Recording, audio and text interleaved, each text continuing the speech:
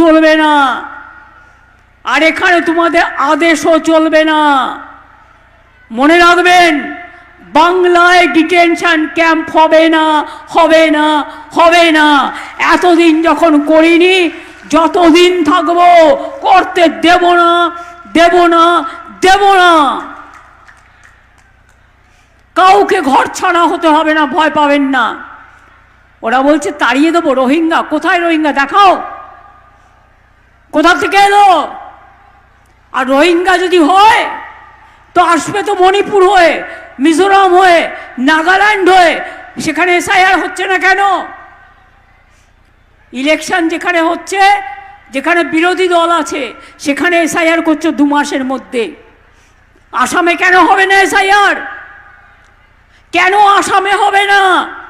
বিজেপির রাজ্য বলে আর এসআইআর এর নাম করে মা বোনদের অধিকার কাড়বে। তারপরে নির্বাচনে দিল্লির পুলিশ নিয়ে এসে মা বোনেদের ভয় দেখাবে।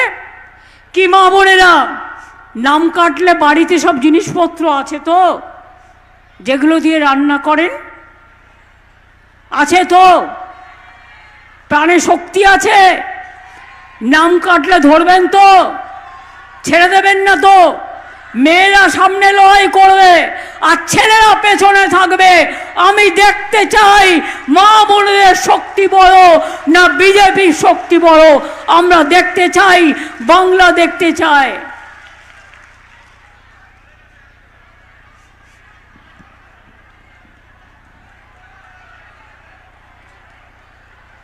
আমি পরিষ্কার করে বলছি, আমি সাম্প্রদায়িকতাকে বিশ্বাস করি না, কিন্তু আমি ধর্মনিরপেক্ষতাকে বিশ্বাস করি।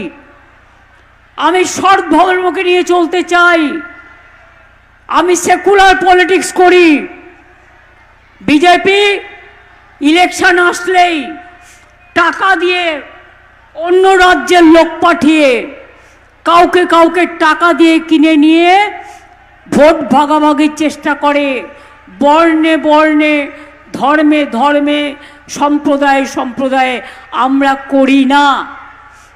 ধর্ম মানে কি? আপনারা চৈতন্য দেশের মানুষ। চৈতন্যদেবের পদধ্বনি হয়েছিল।